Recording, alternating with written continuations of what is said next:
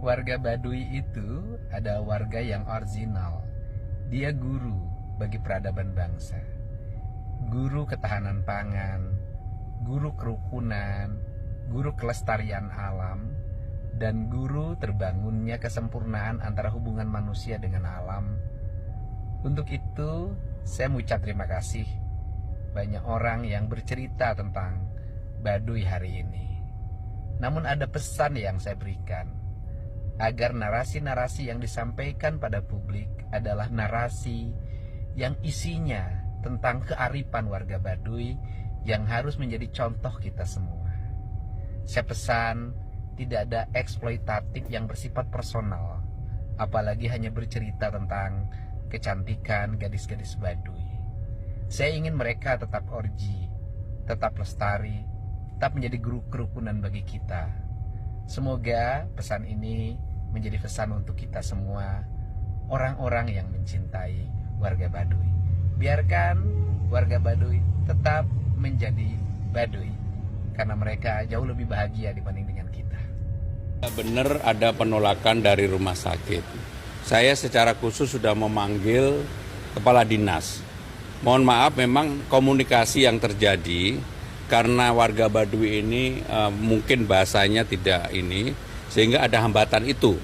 Tetapi yang jelas tidak ada sama sekali larangan untuk rumah sakit. Bahkan kepala dinas kepala dinas Bu Ani sendiri akhirnya turun ke lapangan untuk mengecek itu. Jadi sama sekali itu nggak benar ya. Jadi rumah sakit yang dikunjungi itu bukan rumah sakit umum daerah milik Pemprov, Pak, yang pertama ya kali. Maupun milik Pemprov atau enggak, saya udah minta sama Bu Ani, udah semuanya tanggung jawab Pemda. Guys, ternyata Gubernur DKI Jakarta pinter ngeles. Katanya dia nih soal korban pembegalan anak suku Baduy yang ditolak di rumah sakit Jakarta itu, yang kagak punya KTP itu, beritanya tidak benar. Katanya dia sudah manggil kepala dinas. Tuh, coba itu. Sekalian aja lu panggil si Mandra tuh, tanyain berita ini benar apa kagak. Hah, lah iya lu manggilnya kepala dinas. Itu kan anak buah lu, bawahan lu. Pasti jawabannya kagak bener. Coba lu panggil bocahnya langsung tuh, tanyain langsung, ngomong langsung. Tuh, gedek banget gua dengernya. Lagian nih ya, itu bocah sendiri yang ngomong, yang ngaku katanya dia ditolak di rumah sakit karena kagak punya KTP. Akhirnya dia nyari rumah sakit lagi. Giliran dapet rumah sakit lagi nih, cuman diperban doang, kagak dibersihin, kagak diobatin. Akhirnya itu bocah tuh pergi lagi dari Cempaka Putih ke Tanjung Duren, Jakarta Barat. Dari Cempaka Putih ke Tanjung Duren, Jakarta Barat itu jaraknya 11 km, perjalanan 5 jam. Dalam keadaan malam hari, jalan kaki, abis dibegal, abis dibacok, abis dirampok.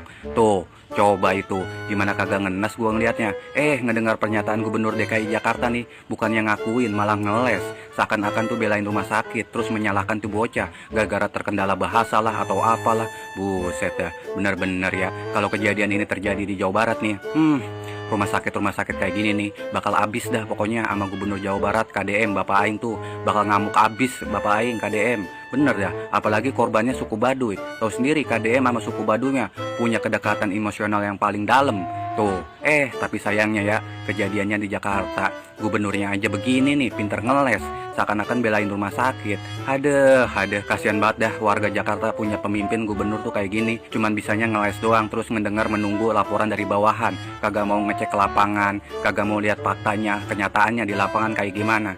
Bener-bener dah si Mono ini, gedek banget gua ngeliat lu, Mono. Warga Baduy dibegal di Jakarta saat jualan madu. Uang 3 juta raib, ditolak rumah sakit karena tak punya KTP.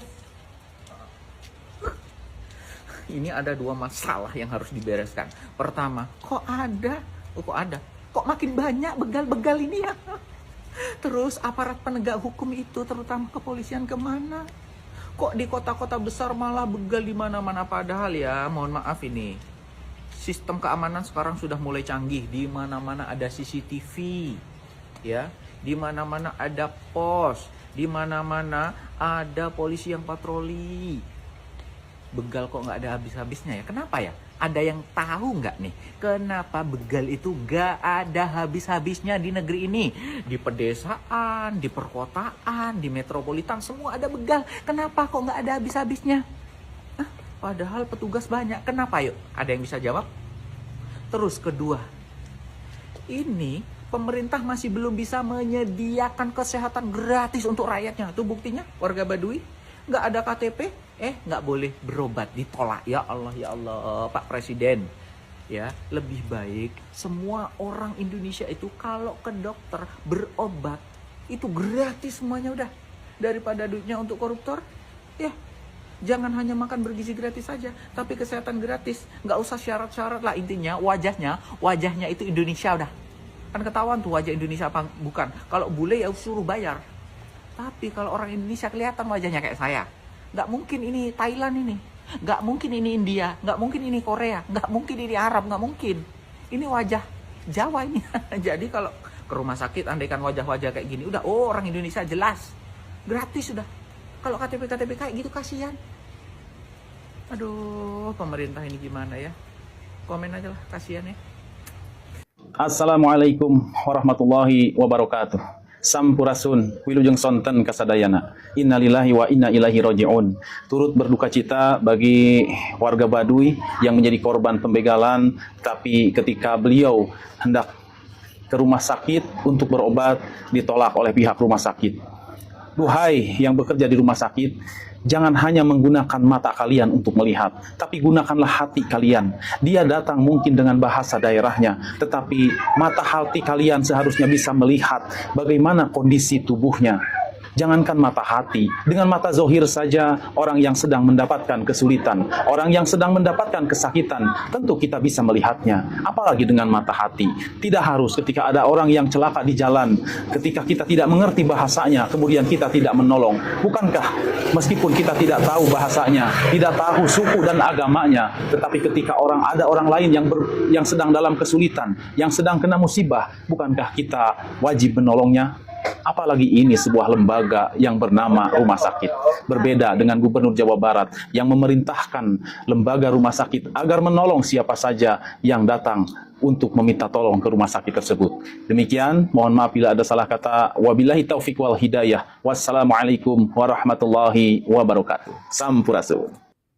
Kenapa manusia kota yang punya pendidikan, ya, ini aku yakin banget ini yang ngebegal juga minimal dia punya pendidikan dasar.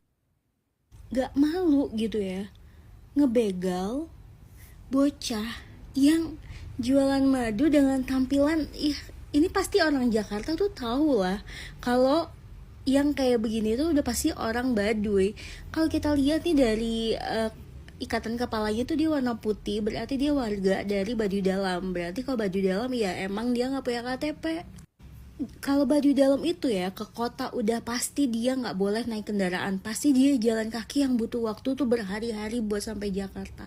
Sama satu lagi, ini pihak rumah sakit tuh kayak nggak punya hati banget gitu ya, kayak nyawa orang tuh nggak lebih mahal daripada KTP, nggak lebih penting daripada KTP, nggak bisa pengecualian apa gitu ya.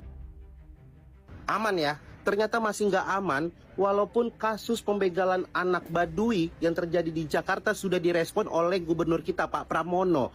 Ya, sebelumnya terima kasih Pak sudah merespon kejadian ini. Tapi mohon maaf nih, Kepala Dinas Kesehatan Jakarta berkata bahwa anak tersebut tidak ditolong bukan karena nggak punya KTP, tapi lebih ke masalah bahasa. Mohon maaf Pak, itu lebih bahaya, lebih bahaya. Saya baru tahu orang kalau mau ditolongin itu harus bisa bahasa Indonesia dulu.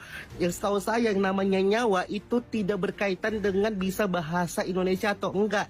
Nyawa itu tidak punya bahasa. Masa ada orang udah berdarah-darah datang ke rumah sakit tidak ditolongin karena masalah bahasa? Itu gimana sih Pak? Yang namanya nyawa itu bukan berdasarkan bahasa, tetapi berdasarkan kemanusiaan. Warga Baduy ditolak RS gara-gara nggak punya KTP. Cina, dalam hati gue, boro-boro nggak punya KTP. Kadang-kadang punya KTP aja mau masuk RS tuh ribet. Apalagi kalau pakai BPJS. Harus ke Vaskes 1 dulu, harus Arjen dulu, harus Unainu. Nggak bisa kalau cuma berobat biasa. Sampai kadang-kadang gue mikir gitu kan, kalau gue lagi sakit tapi nggak punya duit, masa sih gue harus Arjen dulu, harus pingsan dulu biar berobatnya gratis gitu. Dalam hati gue, giling. Direpan jalan kaki sejauh 12 km dengan keadaan tangan luka-luka. Dan lu tahu berapa lama itu waktunya? 5 jam. Gila, respect gue bang. Nah, si Repan ini warga Baduy. Seperti biasa warga Baduy keliling jualan madu. Namun di jam 3 pagi dia kena begal. Dan dia sempat menghindar, namun dia terkena bacok. Dan dia juga kehilangan duit 3 juta, barang jualannya, dan HP-nya. Akhirnya dia nyari rumah sakit terdekat. Pas udah sampai rumah sakit, dia malah ditolak sama pihak rumah sakitnya gara-gara nggak punya KTP sama beda bahasa. Ya iyalah, orang baru 16 tahun, lagian itu nggak lihat luka di tangannya. Pas udah ditolak, dia pergi ke rumah kenalannya sejauh 12 km jalan kaki dengan tangan luka-luka selama 5 jam. Setelah sampai ke tempat kenalannya, akhirnya dia dibawa ke rumah sakit dan diberikan pengobatan. Salut gua sama orang Baduy, kuat-kuat.